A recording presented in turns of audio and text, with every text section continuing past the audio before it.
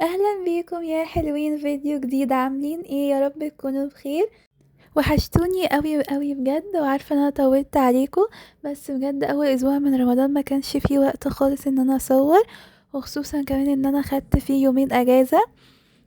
فما كانش عندي وقت خالص، يا دوبك لحقت اخلص التراكمات اللي كانت عليا، وجيت لكم بقى بفيديو جديد. وعايزه اعرفكم ان احنا هنبقى مع بعض ان شاء الله كل يوم، هنذاكر ساعه سوا. هعملها بعد الفجر، هيبقى لايف الساعة 6 كده ان شاء الله، نكون خلصنا الحاجات اللي علينا وصلينا الفجر وكده، ونذاكره ساعة من 6 ل7 كده.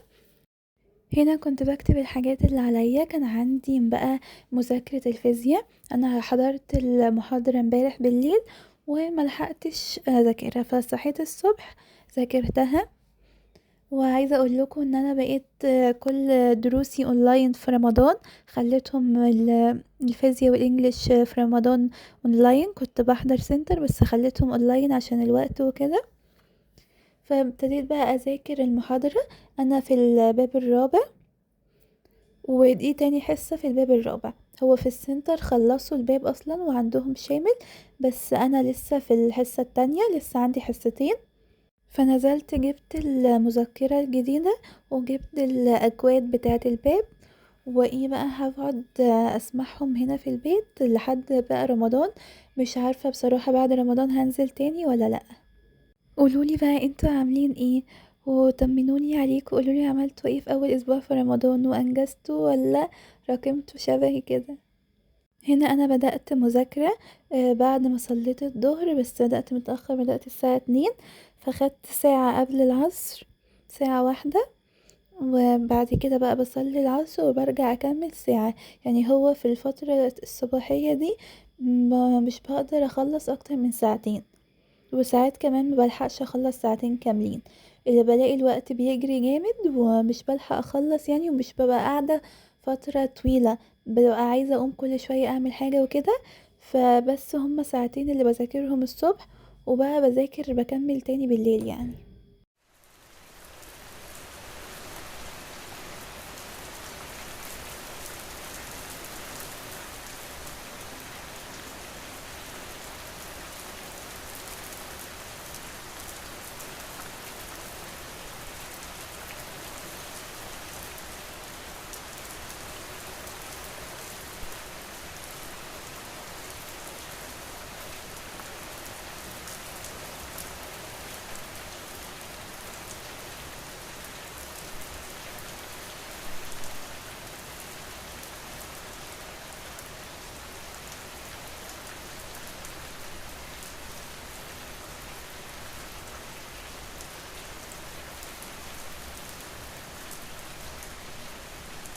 بعد ما خلصت اول ساعة العصر اذن صليته، ورجعت كملت بقية مذاكرة المحاضرة.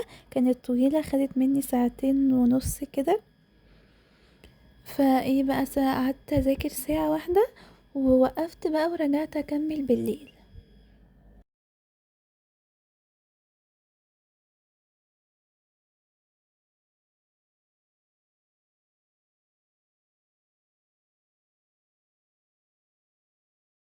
وخلصت الورد القرآن اللي كان عليا، واخدت شاور كده قبل ما ابتدي مذاكرة. بصوا بقى، بعد الفطار انا نمت ساعتين، وصحيت على الساعة 9 كده. بدأت بقى احل الواجب، انا كنت مخلصة المذاكرة قبل الفطار، بدأت احل الواجب. كان الواجب كتير، كان تقريبا 100 سؤال او حاجة، فبدأت احله، خد مني وقت. وعملت سموزي فراولة وانا بذاكر.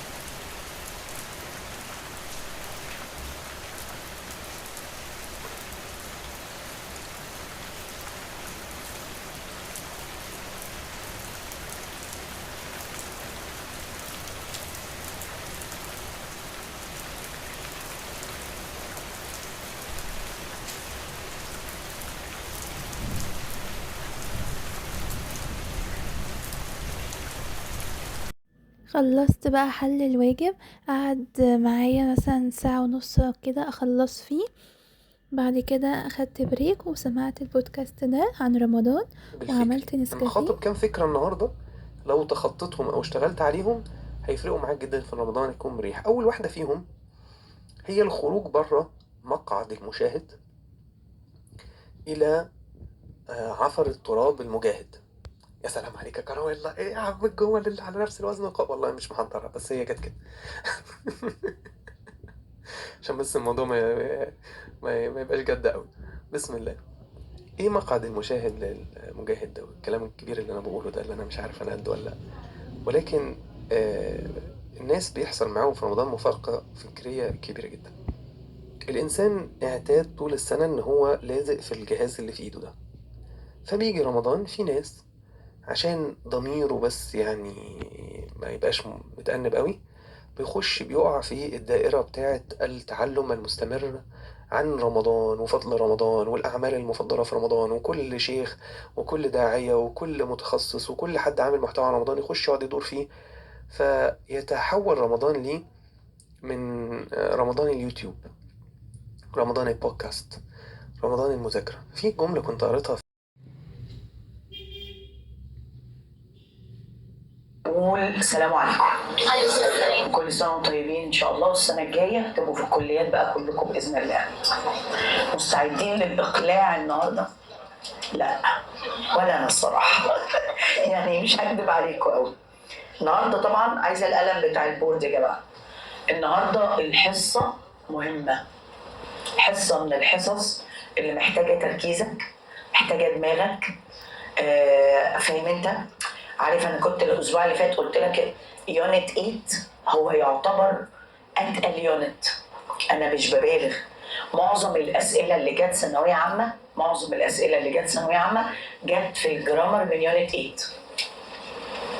انا هقول حاجه والكلام دوت وانا بحل امتحانات ثانويه عامه هوريهولك. 2023 سنة 2023 انت تقدر تدخل على جوجل تبحث كده وتكتب امتحان انجليزي دور مايو 2023.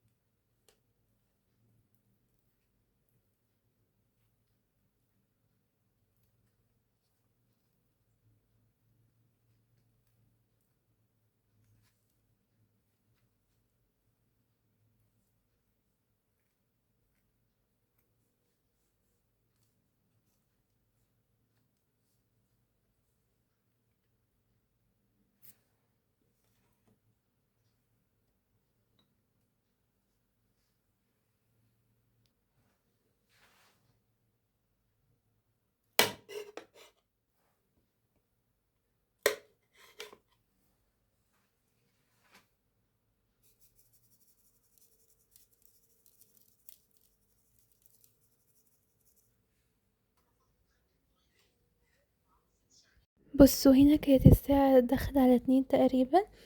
قعدت بقى اذاكر، ذاكرت من بوردات الشرح بتاعت الميس وخدت مني وقت عشان كانت كتير. هي المحاضرة اساسا ما كانتش لذيذة خالص يعني، وكانت تقيلة جامد. وخدنا فوكاب وخدنا الجرامر ده، بس انا بذاكر من البوردات الشرح مش من المذكرة. بعد كده بقى بعد ما بخلص ببتدي احل الواجب من المذكرة طبعا. بس الميس ما كانش لسه منزلة فيديو الواجب، حل الواجب يعني، فما عملتش ما صححتش الواجب.